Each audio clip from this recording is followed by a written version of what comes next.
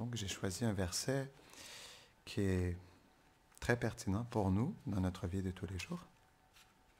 C'est dans le chapitre 4, verset 34. Mais avant, nous allons réciter un mantra pour demander les bénédictions de Krishna et de ces grands sages qui nous ont donné ces enseignements pour qu'on puisse les recevoir dans notre cœur.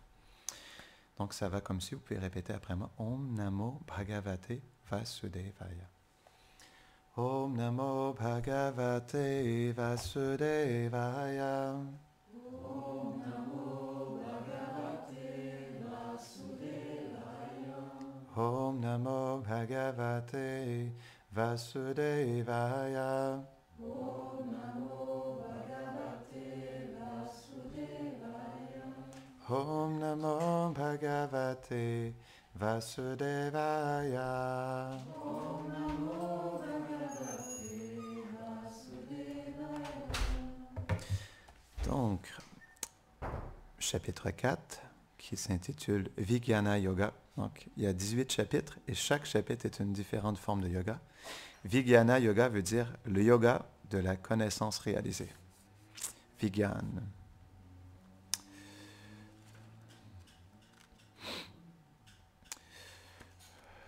Verset 34. Tadvidi pranipatena pariprashnena sevaya upadikshanti te jnanam jnaninas tattvadarshina. Traduction. Tu dois acquérir cette connaissance transcendantale auprès d'un maître spirituel qui la transmet, en lui offrant ton hommage, en lui posant des questions pertinentes et en le servant.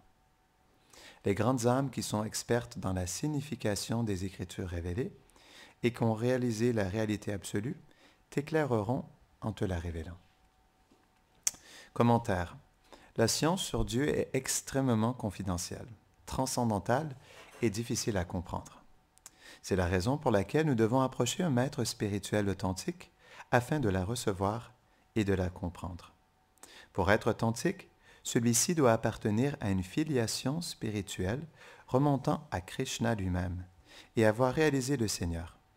Krishna est le maître originel et seul un maître spirituel issu de ce lignage peut transmettre ce savoir d'une façon véritable. Il ne peut être compris ni par la logique, ni par le raisonnement, mais seulement par la miséricorde d'un pur dévot. Le service offert au Seigneur commence par servir son serviteur intime, le maître spirituel. Krishna affirme que ce service rendu est supérieur à celui offert à sa propre personne. Ainsi, ce maître spirituel est considéré comme son intermédiaire transparent. Il permet aux disciples de réaliser le Seigneur qui est au-delà de la perception des sens matériels. En effet, Krishna tend à se révéler à celui qui sert un tel maître, selon la qualité du service offert.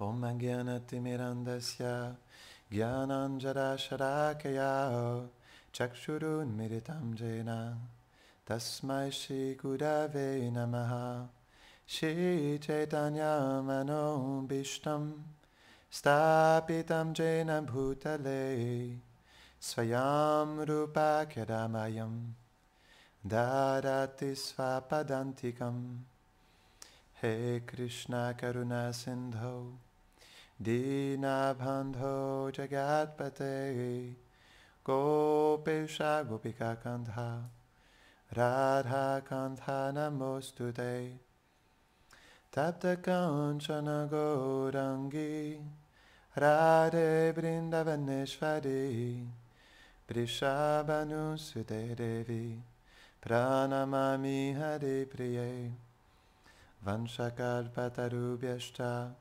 Kripa Sindhubhya Cha Patitanam Pavanebhyo Vaishnavebhyo Namo Namaha Jaya Shri Krishna Chaitanya Prabhu Nityananda Shri Advaita Gadadhara Shivasade Gaura Bhakta Vrinda Hare Krishna Krishna Krishna Hare Hare Hare Rama Rama Rama Hare Hare Namahom Vishnupadaya Krishna Prishtaya Bhutale Namaste Namahom Shrimate Bhaktivedanta Swaminiti Namine Namaste Sarasvati Deve Gauravani Pracharine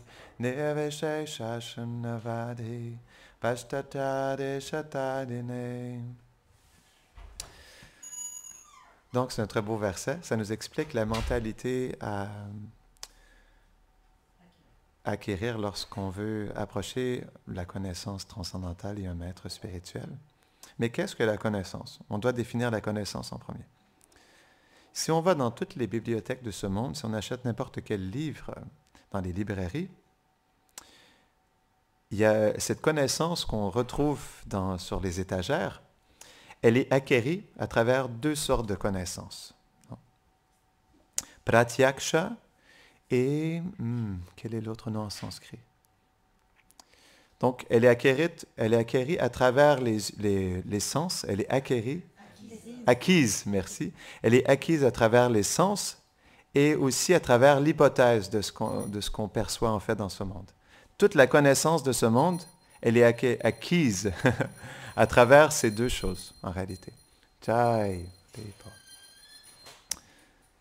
Mais le problème, c'est que les grands sages expliquent que nous avons des sens imparfaits. Et parce que nos sens sont imparfaits, nous avons une tendance à commettre des erreurs sur ce que nous percevons de la réalité. Et parce que nous faisons des erreurs, dues à ces sens imparfaits, nous sommes dans l'illusion de la vérité sur la vérité. Et en plus, ça c'est expliqué, ce sont les 4 défauts de l'âme conditionnée. Le 4e, et non le moindre, nous avons une tendance à nous tricher nous-mêmes et à tricher les autres. Et donc, à cause de ça, la connaissance qui est sur les étagères dans le monde entier est une connaissance qui est imparfaite, parce qu'elle est acquise à travers des sens imparfaits et une tendance à se tricher soi-même et tricher les autres pour protéger notre faux ego, notre orgueil dans ce monde. Donc, c'est pourquoi on doit se poser des questions sur la réelle connaissance. Premièrement, sommes-nous la source de la connaissance? Est-ce que nous sommes une autorité en la matière? Si, de prime abord, nos sens sont imparfaits. Je vais vous donner un exemple bien concret. Si vous prenez le doyen de l'université de Harvard, c'est juste un exemple, non? De la faculté, du département des religions, non? Et vous lui posez une seule question. Quelle sera sa réponse? Vous lui dites, mais qui es-tu? Il va vous dire, mais je suis Bob Willinston, je suis le doyen du département des religions à Harvard. J'ai trois doctorats dans la poche. OK, c'est bien, d'accord, OK. Tu as plein de beaux certificats, OK. Mais qui es-tu? Eh bien, je suis républicain, non. OK, mais qui es-tu? Ben, je suis chrétien. Mais qui es-tu? Ben, je suis un père de famille, je suis né au Texas, j'aime jouer au golf le dimanche, mais qui es-tu? Non. Et même cette personne qui est supposée être le doyen de la théologie, non, et de la philosophie, ne peut même pas répondre à cette simple question, qui suis-je? Non. Donc c'est ça le problème, c'est que comment pouvons-nous être une autorité si nous ne savons même pas qui nous sommes en réalité? Nous n'avons aucune idée de ce que nous sommes réellement. Sans ça, nous ne nous identifierions pas autant et tellement avec ces chapeaux qui nous recouvrent. Le faux ego, la fausse identité, non. Donc la personne, non, c'est Bob Willinston, il est tellement identifié à tous ces chapeaux qu'il pense qu'il est Bob Willinston, qu'il a 3 doctorats dans sa poche et qu'il a de la connaissance. Mais en réalité, quelle connaissance il a s'il ne se connaît même pas lui-même? Il est en complète ignorance en réalité. Donc ça, c'est un point qui est important d'établir, non? Toute la connaissance de ce monde, elle est basée sur des sens imparfaits, donc elle est, elle aussi, imparfaite. Donc comment baser sur notre vie sur une connaissance qui est imparfaite?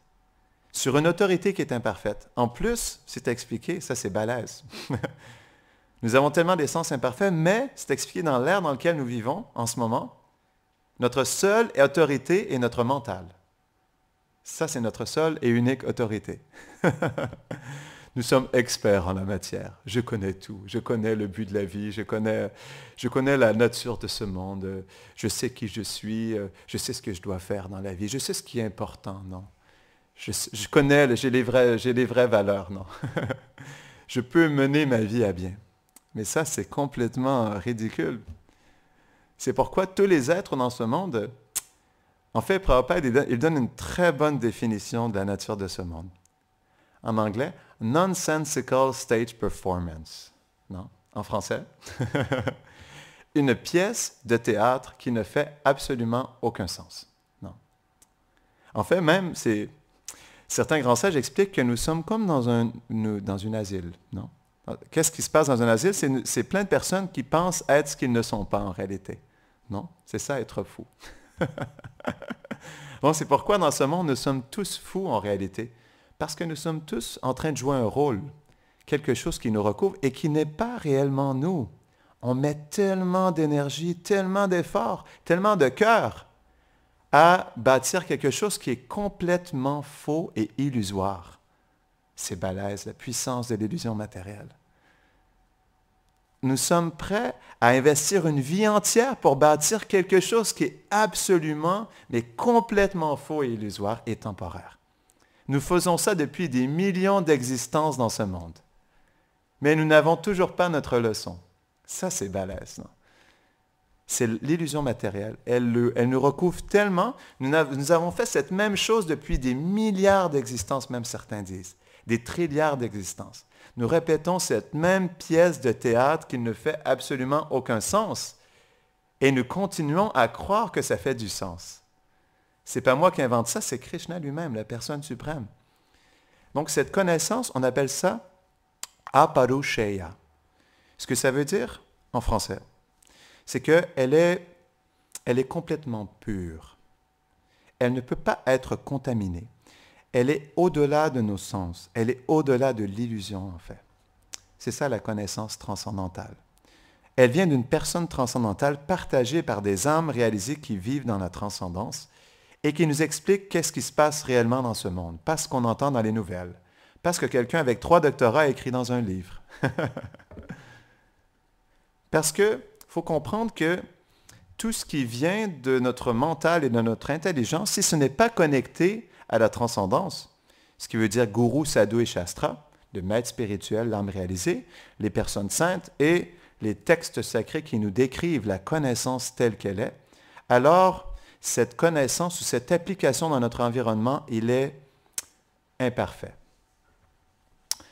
Il est, comment je pourrais dire dans d'autres mots? Donc, pardon? Biaisé, exactement, c'est ça le mot que je cherchais. Il est biaisé. Complètement biaisé. Non? Donc, c'est pourquoi on ne peut pas se fier sur notre propre autorité. C'est ça, dans le symptôme numéro 1 du Kali Yuga, l'ère dans lequel nous vivons en ce moment, c'est que notre mental est notre propre autorité. Mais si on y pense un instant, c'est vrai que c'est drôle. En quoi notre mental peut être l'autorité à la matière? Notre mental n'a aucune autorité. Il est complètement biaisé par ce qu'on appelle les modes de la nature. Ça, c'est ce que les grands sages expliquent. Ce monde, il a 3 qualités primaires, la passion, l'ignorance et la vertu. Toute la connaissance de ce monde, tout l'environnement que nous expérimentons dans ce monde, peu importe où nous allons, peu importe dans quel pays, dans quelle culture, émane de ces 3 qualités primaires, les gunas, la passion, l'ignorance et la vertu. Ça, c'est ce qui se passe en réalité en ce moment où nous discutons en ce moment. C'est les modes de la nature. 3 couleurs, la passion, l'ignorance et la vertu. Tout se manifeste à travers, en fait, ces 3 qualités primaires. Donc, c'est pourquoi, comme ces qualités, elles sont imparfaites en elles-mêmes, elles sont limitées et elles contiennent l'illusion, elles ne peuvent que nourrir l'illusion dans notre conscience, dans notre vie. Elles ne peuvent pas faire autre chose, parce que leur expression, elle est à travers l'illusion. Donc, si on veut vivre dans la vérité, on doit se connecter avec quelque chose de transcendantal. Parce que sinon, on ne vit que l'illusion. Non? C'est la nature de ce monde. Et il y a, comme disait Sudam hier, il y a un paquet d'âmes réalisées qui sont venues. Il n'y a pas d'excuse là. Il y a des milliers d'âmes réalisées qui sont venues pour nous expliquer exactement ce qui se passe en ce moment. Si on veut savoir exactement ce qui se passe en ce moment, ce qui s'est passé il y a 10 ans, il y a 100 ans ou il y a 1000 ans, c'est exactement décrit dans la Bhagavad Gita. Tout est là. Absolument tout. Peu importe ce qui se manifeste, peu importe ce qui est écrit aux nouvelles, peu importe ce qu'il y a comme problème, tout vient des 3 modes de la nature. En fait, c'est comme un marionnettiste qui fait bouger tout le monde, quoi. C'est ce qui se passe en ce moment. Donc, on parle, on veut faire des choses, des projets, on veut aller ailleurs, on veut faire tellement de choses dans cette vie. Mais tout ça, c'est des fils qui sont tirés par la marionnettiste, non?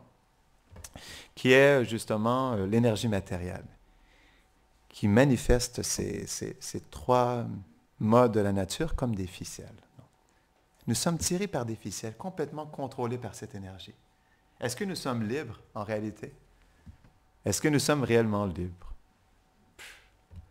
Nous sommes complètement emprisonnés et conditionnés par cette énergie. C'est ce qui se passe en ce moment, pour tous les êtres dans ce monde. Nous sommes comme des pantins, non, qui sont tirés par des ficelles. Complètement. Donc, c'est pourquoi ce verset, il est très, très propice, justement, par rapport à tout ça, parce qu'il nous explique qu'on devrait, pour comprendre ce qui se passe réellement, et aussi pour avoir la meilleure autorité dans notre vie, approcher un maître spirituel authentique, qui, lui, a vu la vérité, qui, lui, vit dans la vérité. Et comme il vit dans la vérité, comme il est éveillé, il est au-delà de l'illusion, non? Il perçoit ce monde tel qu'il est, juste un rêve. Il peut alors nous guider, nous aider à comprendre comment sortir de ce monde de rêve. Parce que, est-ce que par nous-mêmes, on peut sortir de ce rêve? C'est un rêve, ce n'est pas des blagues. C'est juste un rêve. On se regarde dans la glace, on se brosse les dents, on va en Thaïlande ou en Afrique, on achète une nouvelle maison, mais tout ça, c'est absolument juste un rêve. Mais pourtant, pour nous, c'est notre plus grande vérité. C'est drôle, c'est complètement illusoire, complètement faux, mais pour nous, c'est notre plus grande vérité. C'est tellement balèze. C'est fascinant de voir cette énergie matérielle, à quel point elle est experte. En fait, elle est tellement subtile qu'elle entre dans tous les aspects de notre vie. Elle est tellement petite et qu'elle peut se faufiler dans tous les recoins de notre conscience pour nous illusionner. Et nous faire croire, oui, je suis ce corps, cet environnement m'appartient et le but de ma vie est d'être en contrôle et le bénéficiaire de tout ce qui m'appartient. Tandis que rien ne nous appartient, même pas ce corps. Tout nous est prêté par cette énergie qui vient de Krishna.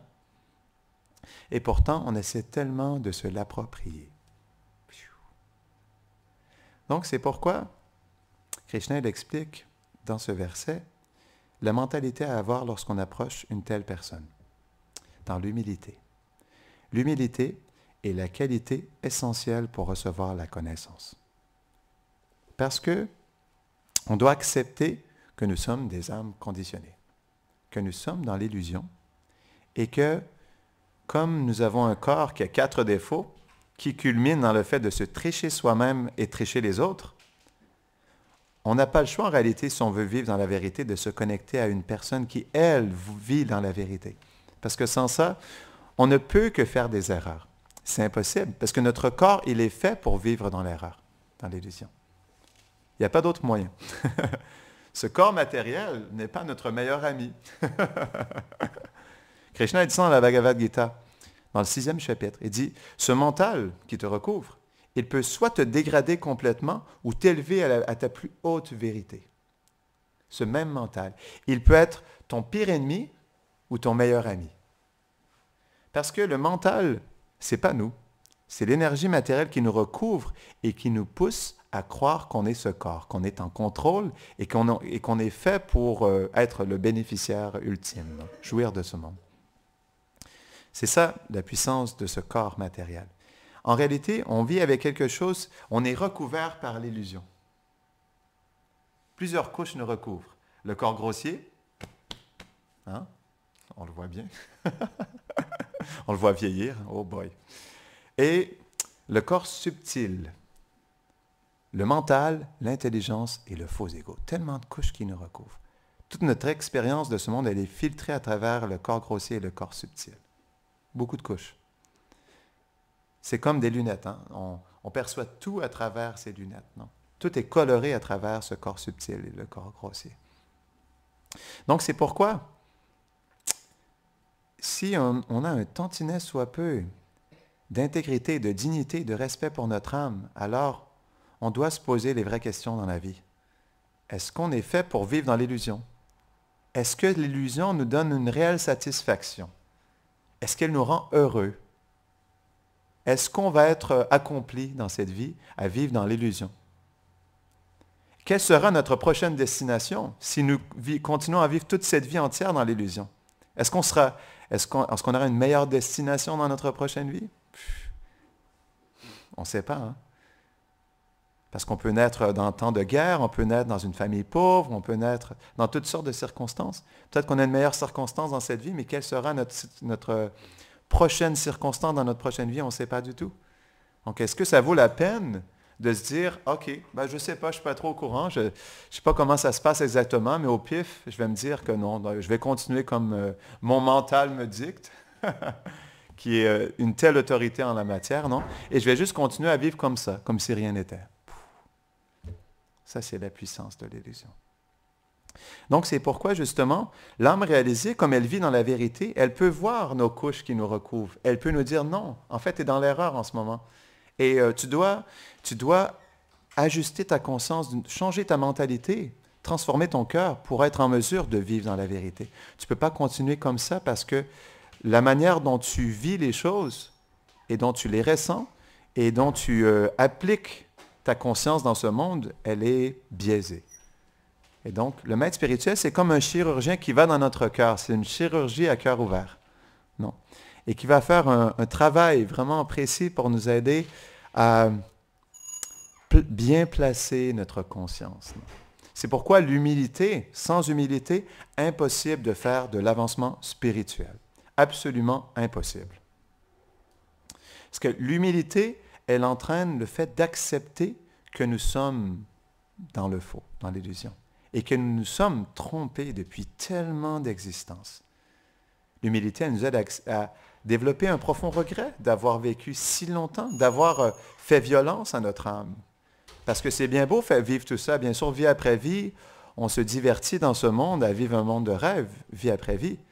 Mais qu'est-ce que l'âme à l'intérieur, qu'est-ce qu'elle vit par rapport à tout ça? Bien, c'est expliqué Atmagya dans le Sri Upanishad.